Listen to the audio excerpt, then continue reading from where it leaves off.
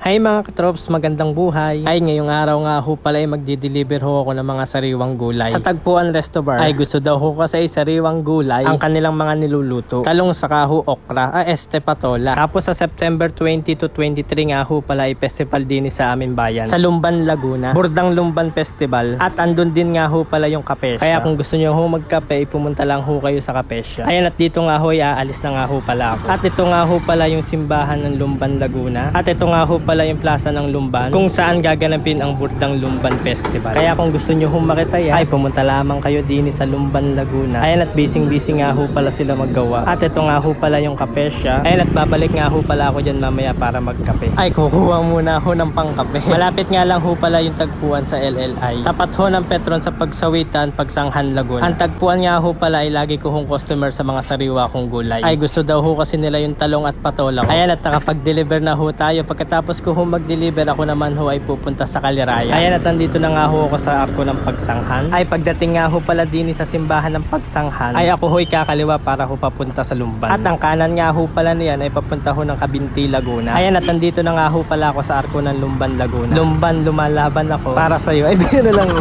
At magpapagas nga lang ho pala ako dito sa Uno sa Lumban, Laguna. At ito nga ho pala yung Lumban Bridge. Yan ho nga palang kanto ay Rizal Street. At yan nga ho pala kayo papasok para pumunta sa bayan ng Lumban. Papasok nga lang ho pala ang pwede dyan dahil one way ho. Lalabas nga ho pala kayo ay sa General na ho kayo lalabas. Sa may 7-Eleven na ho. At dini nga ho pala sa kanan ang papunta sa Kaliraya, Lumban, Laguna. Ay, kung hindi ka ho pa po nakakapunta dini sa Kaliraya ay kay pumunta na. Ay talagang hindi ka ho magsisisi. Ayan, nandito nga ho pala tayo sa Lewin. Ayan, mga madadaanan nyo ikaganda na. Tapos ay pupunta ka pa dito ay lalo nang gumanda. Ayan, at nandito nga ho pala tayo sa Lewin. Ang kasama ko nga ho pala diyan ay si John Loy Beliganyo. Mapa sunrise or sunset man ay maganda ho din. Masarap ho tumambay, mag-picnic. Basta ho ay tatapon lang ho natin sa tamang basurahan yung ating mga basura. At ito na nga ho pala yung Barangay Kaliraya, Lumban, Laguna. Isa nga ho pala ito sa mga dinarayo ng mga bikers, rider at iba pa. Ay, hindi ko na nga ho mabilang kung ilang beses na nga ho pala ako nagpunta din. Dito ho kasi kami nagja-jogging ng mga tropa ko. Ay, ngayon na hindi na ho nakakapag-jogging. Puro motor na lang.